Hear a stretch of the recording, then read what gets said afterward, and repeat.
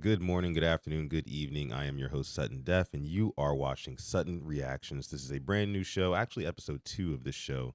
We're going to be getting my raw, unfiltered, uncut opinions, reactions on things going on in the world. Basically, anything, right? And the problem is, right now, I'm kind of at a short for topics. So, what I want you guys to do is refer to the banner down below that says send topics to at SuttonDef on Twitter or Instagram. As of right now, I am live on the Purple Rain Podcast YouTube channel. Shout out to everybody over there who's watching from there. If you're watching on PRP, make sure you go ahead and subscribe to my Sutton Reactions channel because pretty soon it'll only be going live on that channel if you want to get this type of content from me.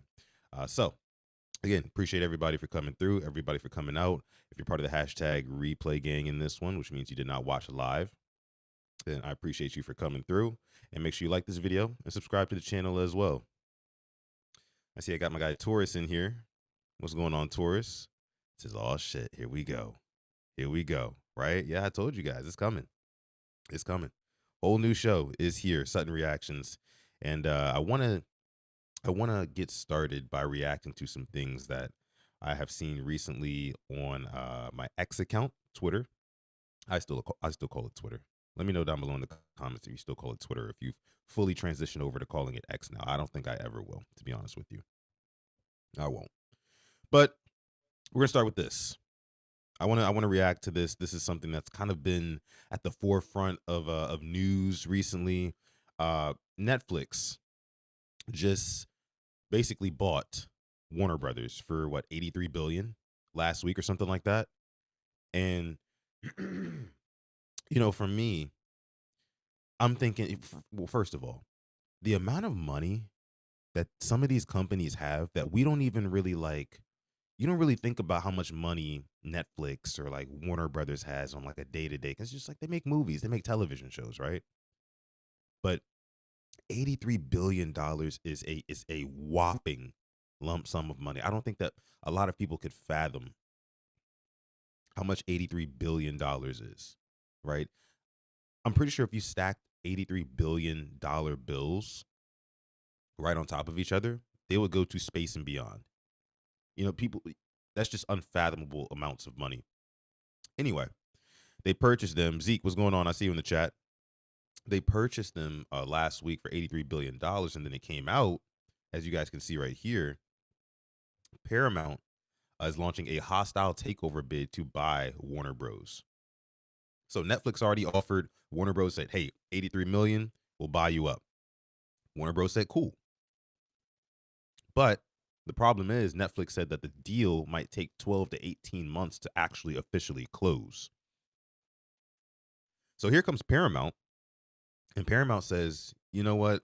How about we offer you, what is it, $108.4 billion, right? So we're going to up the ante here on the little 83 that Netflix just offered you. And oh yeah, by the way, we're gonna make sure the deal is done in 12 months. That's what Paramount's offering. On top of the fact, and I'll get into this article here so we can kind of dig into it deeper because this is a very interesting kind of bidding war, and I want to talk about why both of these companies are so hard pressed to go ahead and acquire Warner Bros. But in this bidding war, Paramount said we're also going to, and I'm gonna read this in the article. We're also going to raise the shares of the company to $30. So that's going to directly appease the shareholders of Warner Brothers and basically force Warner Brothers to make a move like this. So let me see. Paramount said, have this 100 billion. That's what I'm saying, man. $100 billion. Imagine flexing like that. Earlier this year, Paramount had bought the UFC for, I think it was $8 billion, the number was. And even that amount of money is like unfathomable, right? $8 billion. So when you start talking about $80 billion and then like the triple digit, like $108.4 billion, we're dealing with a different animal. We're dealing with a different animal. So much so that the actual United States government has to get involved with these matters. There's some sort of like antitrust laws and things like that that prevent one company from dominating the market share too much, and this is their concern. on that.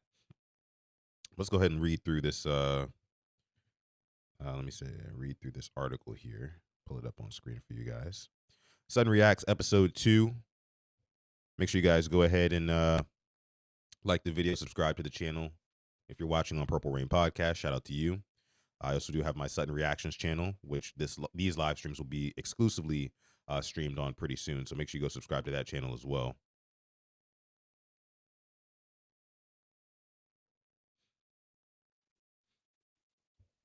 All right, let me see.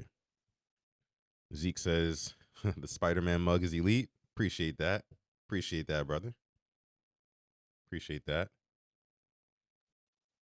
Got me some good coffee up in there. All right, what's going on with my screen share? Let's get out of here. There. Let's get the screen share back on, guys. Don't know what happened to that. Because we got to read this article. I want to know why Paramount is so hard to buy Warner Brothers. All right.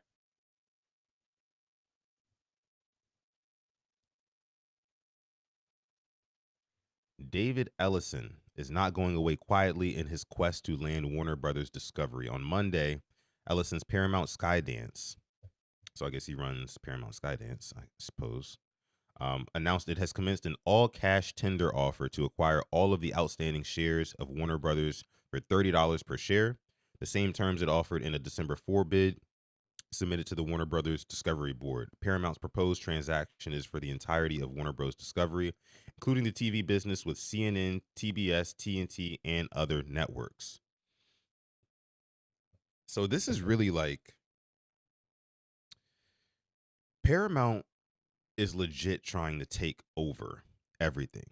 And I believe the story is David Ellison is he's the co-founder and chairman of Oracle, which is one of the largest software companies in the world, right?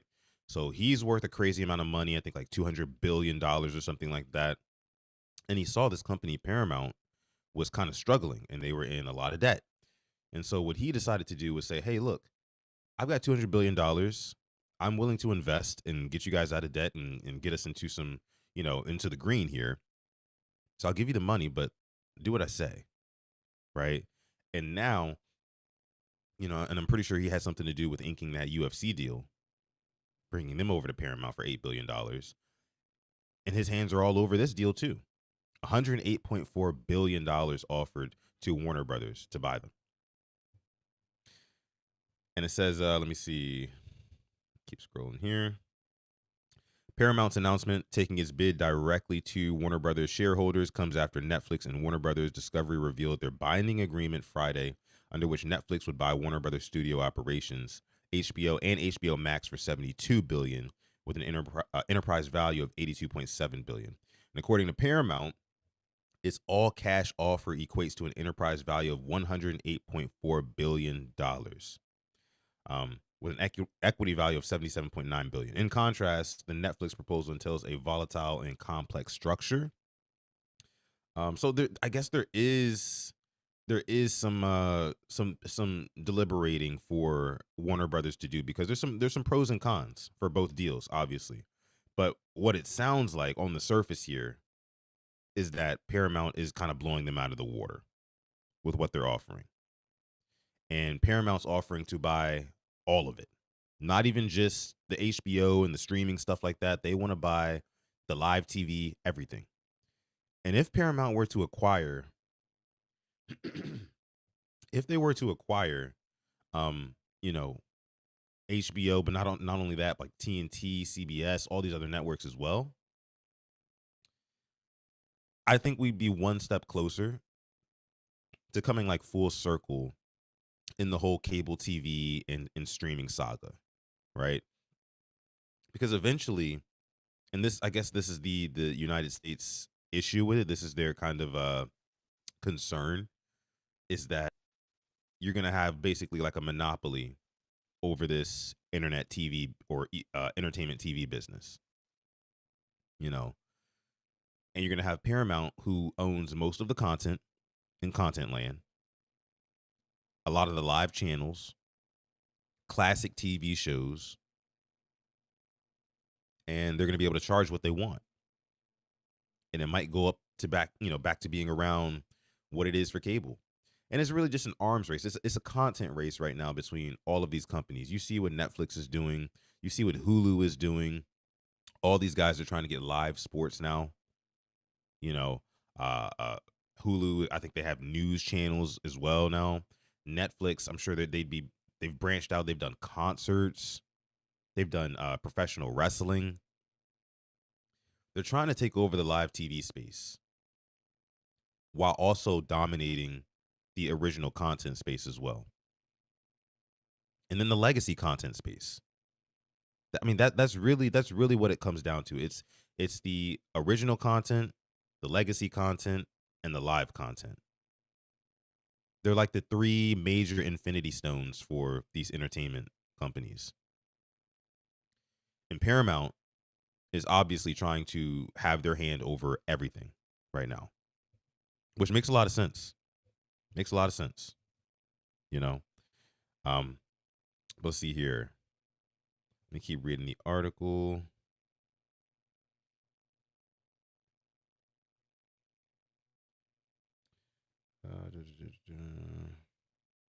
I want to read through the whole thing. Okay, here we go. Paramount's $30 share offer. Paramount's $30 per share offer is backed by $40.7 billion in capital from Oracle co-founder Larry Ellison, who was David Ellison's father. Yeah, these guys got a lot. These guys are loaded, dude. These guys are fucking loaded. So much money. So much money here, bro. But yeah, that's really big. I mean, to me, what does this also mean? What does this also mean to me? This means that we are getting closer and closer and closer to the extension of movie theaters. The fact that you see the way that movies perform nowadays, they don't perform anywhere near as well as they did in the 2000s. And a lot of that has to do with the economy in a lot of ways because studios are no longer willing to buy up a bunch of scripts and willing to kind of push the network and be creative. Not push the network, push the envelope and be creative enough. Everybody just wants to do reboots. Let's just reboot this franchise. Let's do the second, third, and fourth installment of that franchise. You got your superhero movies. But outside of that, you really don't get a whole lot of like one-off creative films that are just classics, like cult classics. You don't really get those anymore. There's like one big film event per year. I remember Sinners was probably the one for me this year that I heard the most about. But outside of that, there were no like monocultural like events that everybody really had to flock to the movies for. So a lot of movies these days, all they do is they go in the theaters and they last in the theaters for maybe like 2 months. And if it's not doing so well, they pull it from the theaters and they throw it up on streaming. Whereas it used to be like when I was a kid, when a movie left the theaters, it took and my perception of time as a kid was a lot different than my perception of time as an adult. But it felt like it took a good 3/4 of a year, like a good 9 months, until you started seeing commercials about that movie being or coming to DVD. That's what it felt like when I was growing up. And now it's nowhere near that. I mean, movies that just came out 2 months ago, I can load up in Amazon Prime right now on HBO Max. It's just different. And we're slowly moving away from the movie theater culture to just like watching at home. I read something interesting the other day about this topic that I want to bring to you guys. They said that the studios who make the shows nowadays, they do so much research on what will hold the average Americans or the average person's attention when watching the show. So they'll make a show, and then they'll bring in somebody like an influencer or like a young Gen Z or Gen Alpha kid or something like that, and they'll tell them like, hey, look, watch the show, and like Tell us every time you have an urge to pull out your phone and just start scrolling. And basically, what that does is tell them whether or not their show is engaging enough for people to transfer their attention from their oh so convenient iPhone or Android screen to the television where the content that they're supposed to be consuming is currently running. Like, so I think they called it like, is this second screen worthy or something like that? Like, basically meaning, it's like, is what I'm watching engaging enough to make me not want to pull out my phone right now? And for a lot of different shows, it's that rate was high. Like, like people want to be able to like be on their phone, and I feel like a lot of people watch TV like that nowadays. When you're watching at home, there is no unwritten rule, or it's not like a cardinal sin to pull out your phone at home and conveniently scroll on your phone, as opposed to how it is in the movie theater. It's a cardinal sin to whip out your phone in the movie theater in the middle of the movie, right, and just start scrolling. You're not supposed to do that. It's pretty frowned upon. You can do it, but it's frowned upon. Kind of ruins the experience for everybody else. But in the comfort of your own home, you can do whatever you want. So people are on their phones while they're watching movies, television shows, and they're honestly kind of letting these shows happen in front of them instead of actually actively watching and consuming them and actively like critically thinking about what's going on and things like that. They're just kind of letting it happen in front of them. Then by the end of it, you're like, oh yeah, I watched that, and it wasn't that great. And it's like, well, you didn't really watch it. You let it happen in front of you. It was one of those things. Network, what's going on, Network? Larry also wants to buy TikTok. Oh, see, now that's a whole different animal. If you see, when we talk about mastering the content space, you talk about truly mastering the content space. If you have possession, if you own, like we're looking at here, Paramount, Warner Brothers, which means you own like TNT, CBS, CNN, right? You control the news. And then you also have TikTok, because those are the two things right there. I guess they figure, like I was just talking about, most people when they're watching TV shows or movies at home, they're scrolling on their phone while they're watching.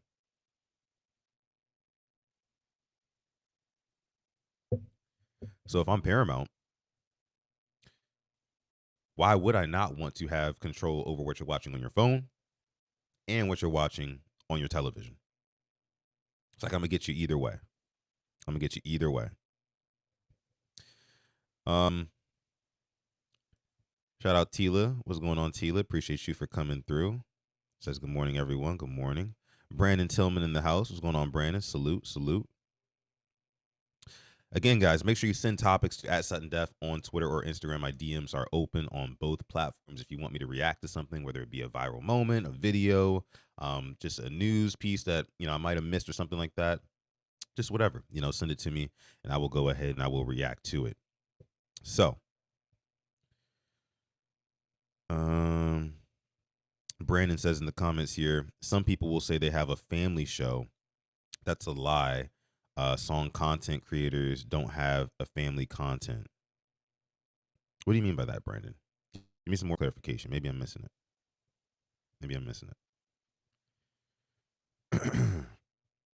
But yeah, guys, this is insane. And I think it's moving towards an era where movie theaters are going to go extinct. I'd predict maybe in the next 20 years, unless movie theaters make like a major shift. And here's one for you.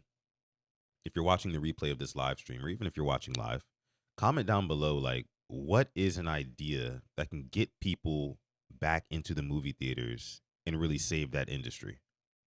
Because the way that it's trending right now doesn't really feel like it's going to be a very lucrative industry for very long. And so comment down below, how do you save the movie theater industry? I want to know. Because, I mean, for me, I don't have a whole lot of ideas other than well, I'm thinking of some. What if, and let me know if I'm crazy for this, what if movie theaters they kind of restructured their model from huge movie theater rooms where you can fit, you know, 100 people in, to smaller, more private and intimate rooms where you can maybe fit a party of 4 to 8 people or 5 to 12 people or something like that. And you could have a private screening of a brand new movie in like this luxury space. It's just you guys. You know what I mean? The lights go just as dim. You can still order drinks and food to your suite, I guess it would be. And you just watch the movie with your friends in a little intimate space on a really nice screen, still a huge screen, right? Larger than life screen, larger than what you're going to get at home, much larger, much better sound system than what you're going to get at home. You know, something like that. And again, they wait on you. You have a private room. They have, maybe there's a bar in there. You can hang out after the movie, right? Kind of powwow after the movie. You can do like actual full entrees before or after the movie, and it's kind of like a little restaurant feel too. Order snacks during time. I mean, I think so. I think that could work. I think that could work. It's kind of close. Yeah, I know. I understand it is kind of close to just watching it at home, you know. But there would have to be something that elevates the experience, and I think that like being waited on, and then also having a much better sound system and a much better um, screen than most people have at home. Most people have at home maybe like anywhere between in their living room, a 55 to like maybe an 85-inch TV on the high side. So, if you put out like maybe like you make rooms that have room for like a 150-inch screen or a 200-inch screen or something like that. So you still feel like you're at the movies, but you're just not in that huge room. Because, when you start watching a movie, if the screen is big enough, you're going to get lost in the movie regardless. So get like a 200-inch screen or something like that in there. I think that could work. I think that could work. Asmodeus in the chat, what's going on, man? Asmodeus says in the comments, says, I can't watch most American movies or TV nowadays. The injection of politics when there's no reason for it kind of ruins the experience. Uh, you know, I think that you're right about that. The political climate has changed so much over the years. It used to be we used to live in a world where you could basically say whatever you want through the medium of entertainment, movies, television, music, radio, even, and you largely would not receive backlash. Um, Even if you poked fun at political climates and things like that are going on in the world, it would still just be brushed off as a joke, you know. So in that sense, and of course, back in 2016, I think when Trump got elected, that changed everything. Everybody started picking their side and choosing their sides and sticking to their sides a lot harder and fighting for their sides a lot harder because Trump kind of started like a shit throwing contest. And, if you are on the other side, I mean, that's the thing, like half the country's divided. It's like 50-50, right?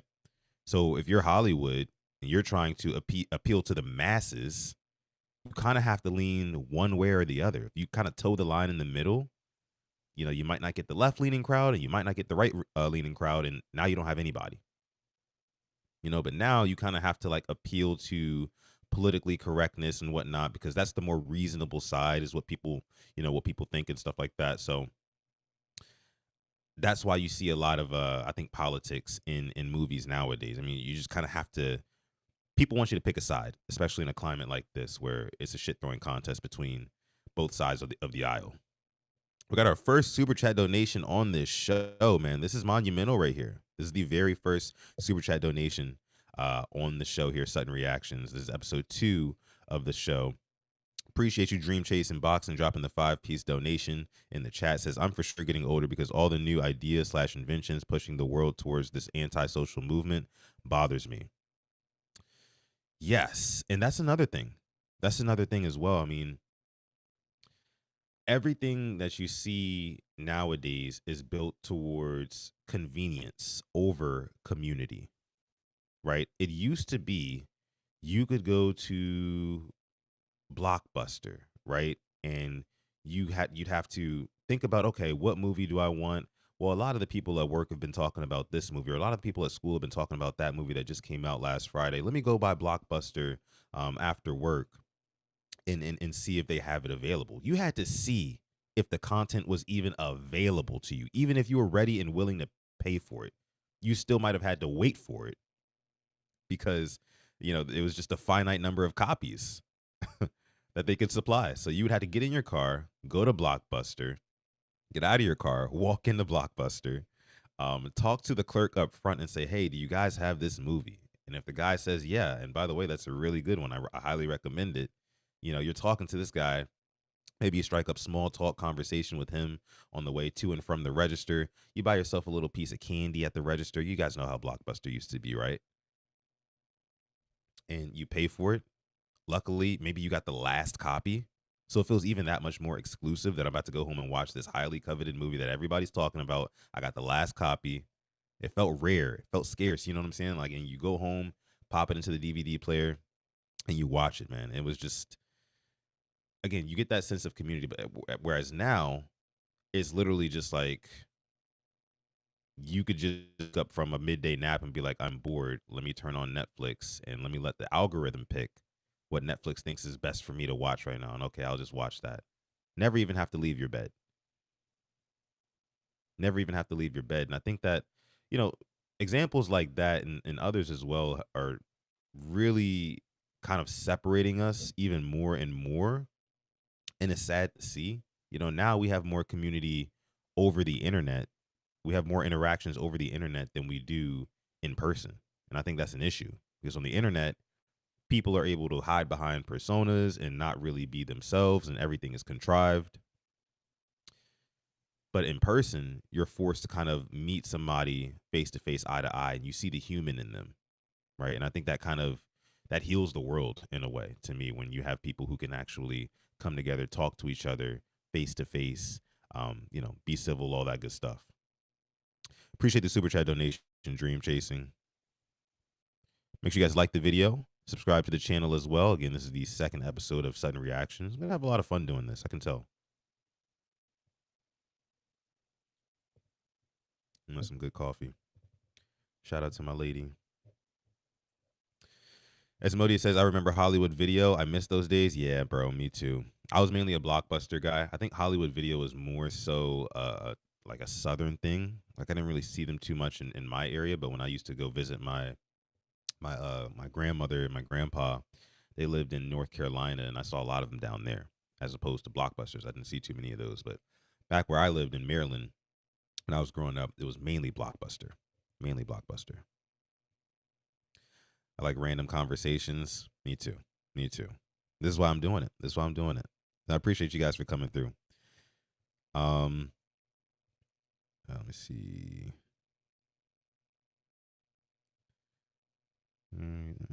People complain something. Play a character. Brandon Tillman says, "See, they need a movie theater for adults and kids." He said we had Hollywood in Baltimore. Oh, see, I never in Northern Virginia. I didn't really like when I was growing up. I didn't really go to Nova all that often or Baltimore really. I grew up in Southern Maryland, so I don't know. Maybe that's why. Maybe that's why. I'm not too young though. My birthday's actually in like a week and a half. I didn't even realize that. Jeez, didn't even realize that. The Hawk TV 3339, one of our members in here says, "Yo, what's going on, man? Appreciate you for coming through. This is Sudden Reactions, brand new show. Make sure you like the video, guys. Subscribe if you're new here and you're liking these random conversations. There should be a cap on technology." What do you mean by that, Zach? What do you mean by that, Zach? There should be a cap on technology. What do you mean by that? If they did international screenings, Brandon Tillman said they should have a movie theater for adults where they allow smoking and drinking. I mean, smoking, you don't think that would ruin the movie just a little bit? You know what I'm saying? Like, I'm all for smoking, trust me. I'm all for smoking. But I mean, while the movie's going, like, you don't want all the clouds of smoke in the air. It would just kind of take away from it for me. But I do like my idea of the private rooms, though. Definitely with drinks. Definitely can turn it into a little karaoke / club session after your movie, before or after your movie. You can like book out a room, is what I'm saying. And somewhere in that time, you can watch the movie. You know, that would be pretty cool. That'd be pretty cool. I think so. Or you could have like private rooms, just for like a date, something like that. That'd be dope too. Probably have to put some cameras up in there though. A cigar lounge movie theater. Eh, I'm not a huge cigar guy. Not a huge cigar guy. As Modi says, how old are you? I'm 29. I'll be 30 in about a week and a half. In 10 days, December 20th. My birthday's in 10 days. I'll be 30 years old, guys. 95, baby. Let me see. A separate lounge, yeah, but not the whole theater. Do y'all have an Alamo Draft House? I have heard about Alamo Draft House. I've heard about that. Party at Sutton's house. We don't do no parties over here. He says, yeah, you young. Yeah, I am. You're only 33 though. Come on, bro. Asmodi is 33. You're not that much older, bro. Let me see. The Hawk. Again, one of our members, shout out to you, says this Netflix acquisition of Warner Brothers is one for the timeline of a life. The future content produced hereafter has to be good. I'm also predicting that Netflix might embark on acquiring theaters. Now, that was Netflix acquiring theaters. Can you imagine? Can you imagine? They could pull it off too. Can you imagine going to a Netflix brand theater?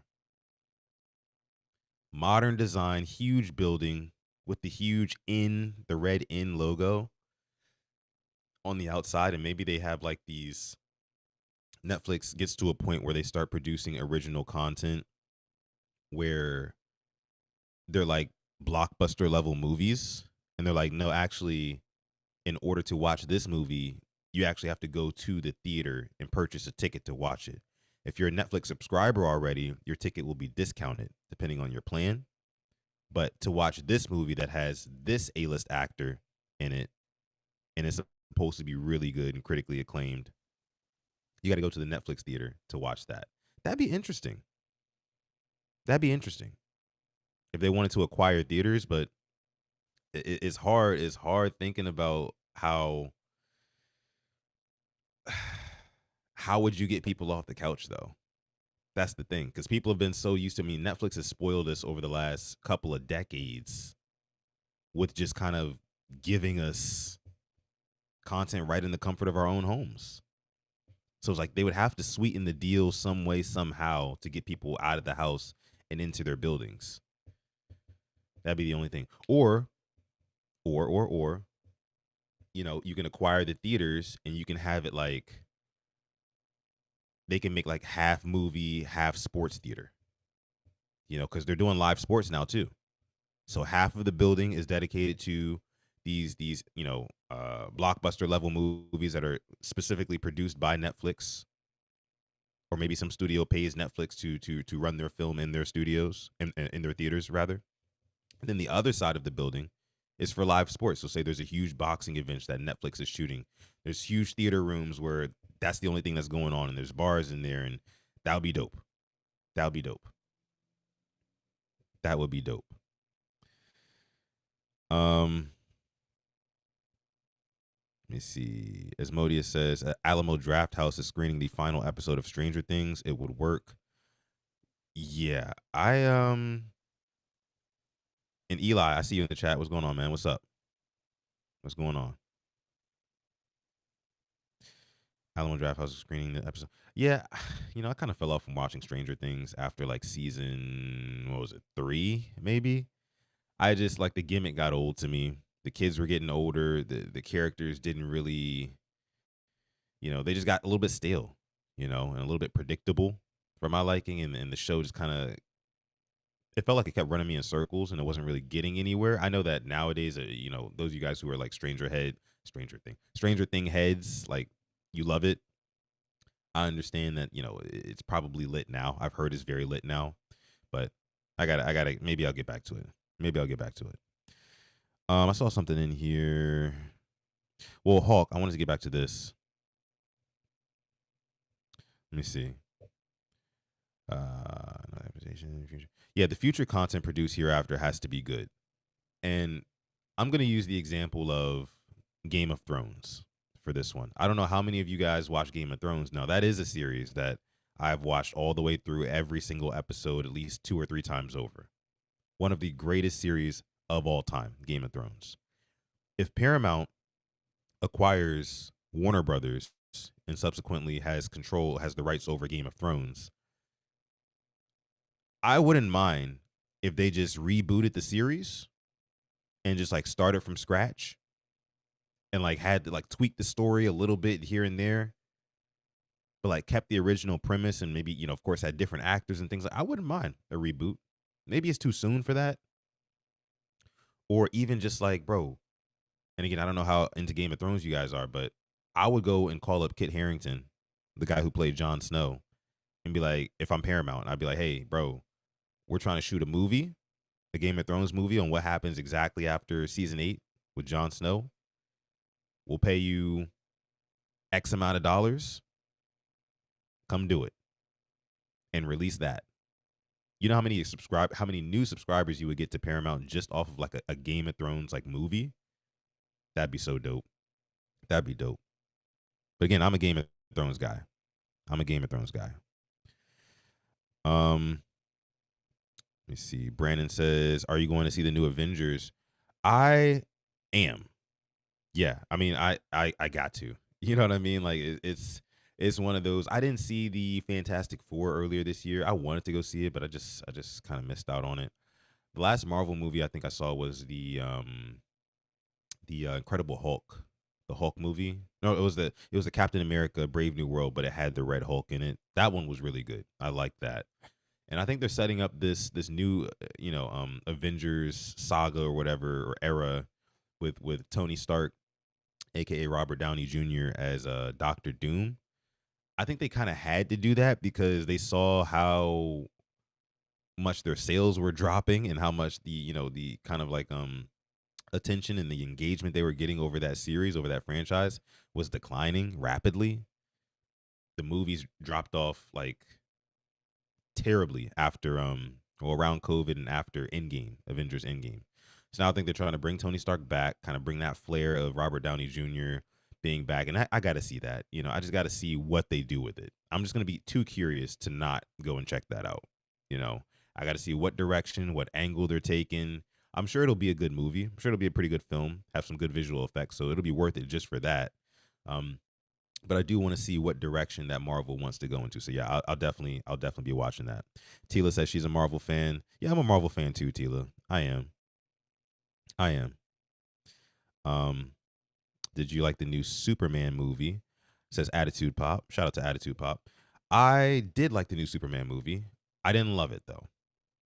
I liked it, but I didn't love it. I felt like Superman wasn't Superman enough in the movie. It felt like he was crying a little bit too much in the movie and not anywhere near as like stoic and strong as Superman is supposed to be. Um, but again, I mean, again, that kind of goes back to as Modius's point earlier, like things are different in the way they're writing these movies nowadays. They're much different, and they want to add different like emotions and talk about mental health and things like that, and it's a totally different era now. We're kind of shifting away from the classic standard. We're kind of using the classic characters to tell new stories in different ways. That's what we're doing. And I didn't really like that in the new Superman movie, but my main gripe with it was that he didn't really do enough ass kicking, if that makes sense. I feel like we didn't really get to see Superman's full power. I mean, until the very end of the movie, the villain didn't even really seem all that threatening. I was much more of a fan of Man of Steel with Henry Cavill. I thought Henry Cavill plays a much better Superman than the guy who played it in this most recent installment, for sure. World Class, what up? Let me see. Let me forget.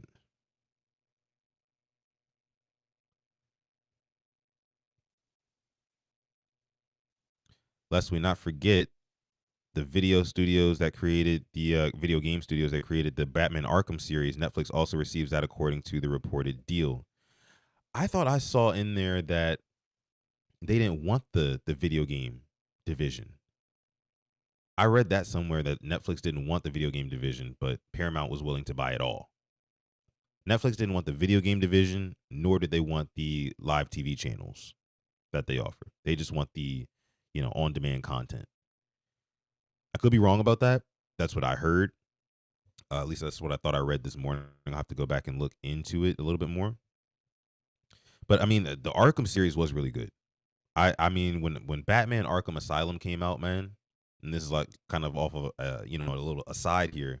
I got that game on PlayStation 3, and the combat system in that game was revolutionary. Oh my gosh. The way you could just like fly from enemy to enemy, and the way that you would, you can glide around the city, was open world, beautiful map. That game was ahead of its time. Batman Arkham Asylum was way ahead of its time. Jeez, man, it's so good. I agree, Asmodeus. So good. So good.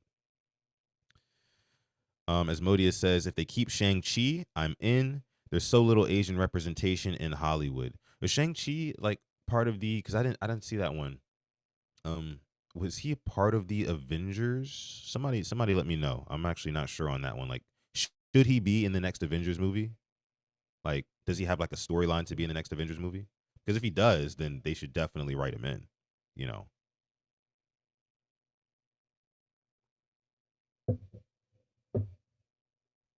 Eternals is the worst movie ever made. Yeah, see, I didn't see that one.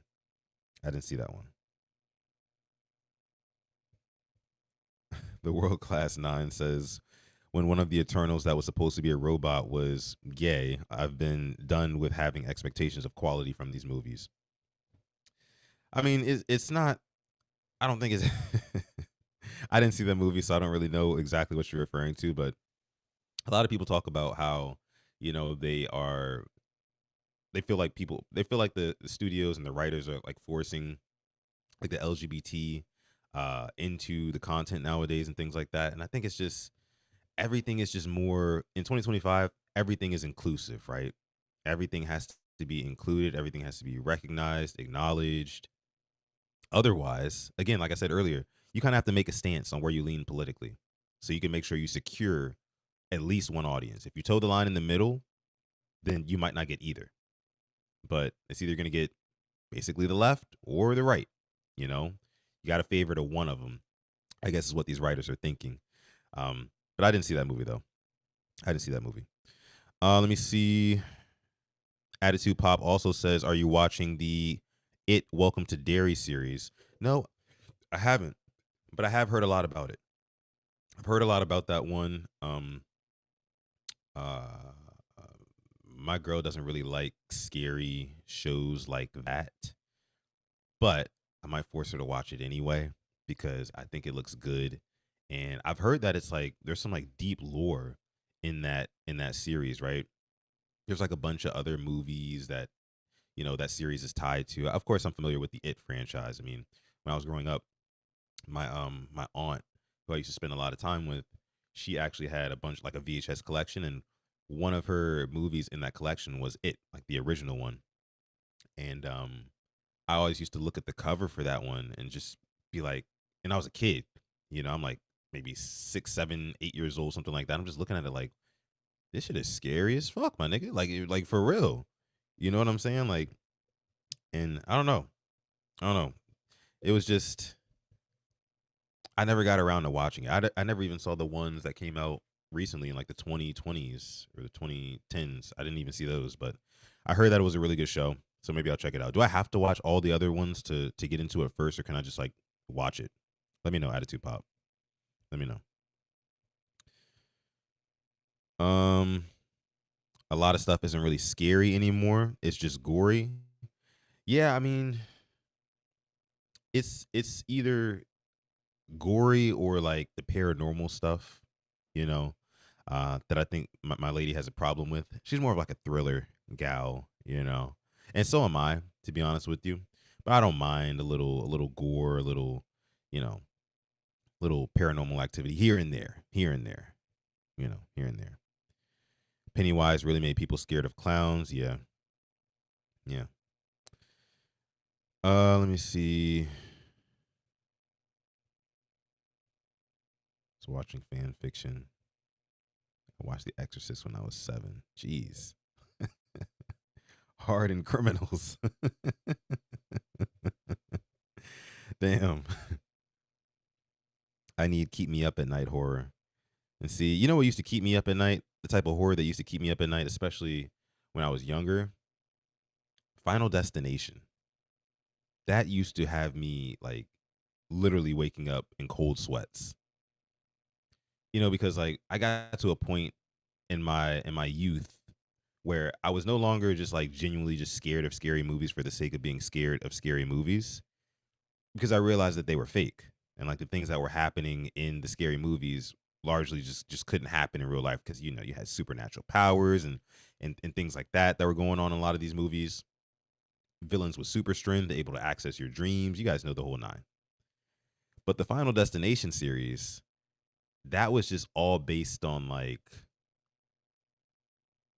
real scenarios and you just having the worst luck ever. Like some of those deaths in the Final Destination series just made you kind of just think about your average day to day daily task, like movements and whatnot. It's like maybe I shouldn't walk outside while my neighbor's cutting the grass, or maybe I shouldn't, pursue a career in gymnastics, or I shouldn't ride behind this truck, this 18-wheeler truck with a bunch of logs on the back of it. And it's just like a bunch of things that just gave you random anxiety. That used to keep me up. That used to keep me up. Traumatized me. Traumatized me. Let me see. Final Destination makes me question day-to-day things daily. That's what I'm saying. Not driving behind those cement truck. Don't get behind it. Better switch lanes, Tila. I'm telling you.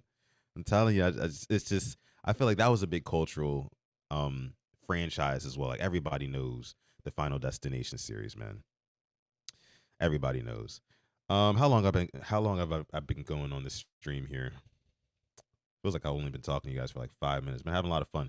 47 minutes already. This has been fun. This has been fun. I'll do a couple more questions and topics on this topic here. I guess this is the official topic of the first episode. Paramount, TV, television, Netflix, Warner Brothers, movies. It's a good episode. I like that. What movies did I go to see recently? I went to go see Zootopia 2. I went to go see Zootopia 2 in theaters. That was actually a really good movie, you know. But I think it's not as good as the first one. It's not as good as the first one to me. The first one was like a moment. The second one was kind of like it was good, but it didn't live up to the hype of the first one, because I feel like they didn't have a good enough villain in the second one. And I don't know if you guys have seen that one, but it's good. You guys should check it. You guys should check it out. Check it out. Tila says, I like it. It's a break from our raggedy ass Ravens. Yeah, yeah. And trust me, I'm gonna be on live later talking about them too.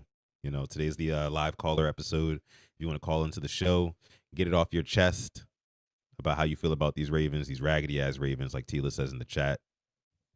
Come through. Come through. As Modi's with the super chat donation, appreciate you, brother. Says, watch Train to Busan. It's so good. It's worth a SC. What's SC? Am I tripping? I'll watch it though. I'll watch it. Appreciate that. Appreciate that. Devon says Zootopia 2 in theaters with no kids. Respected. Yeah, man. I had to, bro. See, I really enjoy movies of all types. Really. From children's movies to horror movies. I like it all. If it's a good movie with a good plot, good character development, a great story, compelling characters. I mean, I'm all for it. I'm all for it. I'm a big fan of the Disney Pixar series. It's kind of I grew up on a lot of their staple movies. like Finding Nemo, The Incredibles, Toy Story, all that good stuff, Monsters Inc., all that good stuff.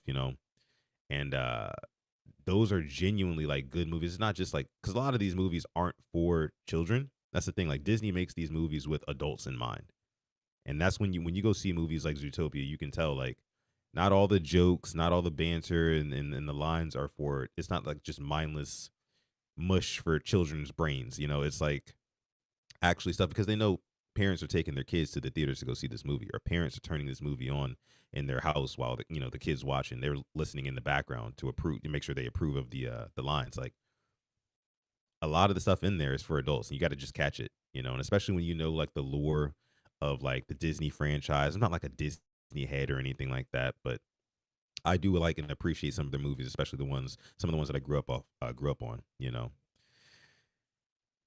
But yeah, man, had to go with no kids. Had to go with no kids, man. Oh, super chat. It's worth a super chat. Got you, got you. Asmodeus. But yeah, I'll watch Train to Busan. I'll watch it. I'm gonna check it out. Where is it at? Where can I watch it? Do you know is it on Netflix or something? Welcome to Korean cinema. Yeah, where can I find that? Um, Let me see. The Hawk says, "Have you watched Landman? It's a goat series. I've heard a lot about it. I think it's on Paramount, right? I've heard a lot about it, but I haven't watched it. I've been kind of thinking about watching it, but like, is it like one of those like drug money type shows, and white family with a lot of money but a lot of problems, is one of those type shows? Because if it is, I am in. I am in. I'll tell you one thing. I love a show. I love a good show about some white folks going through something. I'm just saying. It's not like a racist thing or nothing like that. It's just fun to watch and see how they deal with these situations. Some of these situations they get themselves into. I recently watched Death in the Family, the Murdoch families murders or whatever. It was on Hulu. So good. So good, bro. I mean, you talk about, look, that white family was going through it. They was going through it. And it was a real story too. But the acting was so good in that show. Like the guy who played the dad, I can't remember his name right now, and the mom. I mean, both phenomenal acting in that show. I mean, hats off to him. Hats off to him. Um, but yeah, I gotta check out Landman too. Gotta check out Landman. The Demon Slayer movie set the table for the last two movies. Haven't even seen that. Haven't really seen a whole bunch of anime, to be honest with you, since my younger days. I never really was able to get into anime like that when I got older. And I used to read like the comics and everything when I was younger. Like Shonen Jump was my thing, but really haven't been into anime ever since. Um, Sutton, check out a movie called The Hunt if you haven't. Perhaps, perhaps, perhaps. The Hunt, Chainsaw movie. You guys gotta let me know where I can watch these movies too, because I'm gonna go back and watch and look at these live comments. I'm gonna look at these live comments. I gotta watch these movies now because I gotta report back. Gotta report back to you guys. Tell you guys what I thought. But all right, I'm gonna go ahead and shut down the stream here, guys. Again, this has been the officially second episode of Sutton Reactions here on the. Right now, we're streaming on the Purple Rain Podcast YouTube channel. We're also streaming on Sutton Reactions, so make sure you go subscribe to Sutton Reactions, the actual channel that this is going to be on exclusively pretty soon. If you want to see, some more. We got another super chat donation. If you want to see some more content just like this, if you like hearing from me, but you don't always want to have to listen about these bum ass Ravens, those bum ass Ravens. I got Zay Flowers right behind me here. Shout out to him, I guess. But these bum ass 6 and 7 Ravens, you want to hear about something a little bit different, a little change of pace. Make sure you go subscribe to the Sutton Reactions YouTube channel, because I'll be posting a lot more videos on that channel from here on out. Make sure you guys also like this video. Subscribe to the channel if you are new. We'd appreciate you guys. Well, I'd appreciate you guys for the Sudden Reactions channel. This is just my channel right here, guys. This is my channel. Asmodeus says, another worthy super chat. Check out Solo Leveling. I've heard about that one. I've heard about Solo Leveling. Is that on Apple or? Got to check it out. I got to look into it. I'll look into it. But yeah, just Sutton, you just had to. I got to, Tila. Tila, I have to do it at least once an episode. By the way, guys, really quick before I get out of here, make sure you guys check out, if you're looking for some good Ravens content to start your day. Check out the Charm City Sideline podcast. I was on with those guys last night. We had a really good hour and a half kind of like vent session. Again, get it off your chest session with a lot of good ideas that we had in that one too. So if you haven't already seen that episode of Charm City Sideline, it's their latest video out right now. Then also the Ravens Roundup on Sip Chitali Films. I was very busy yesterday, 3 different streams. So make sure you check out all those videos. I'd appreciate that. Again, make sure you guys like this video. Also, please do not forget to subscribe to the channel as well. I'd appreciate that. And I'll catch you guys in the next one.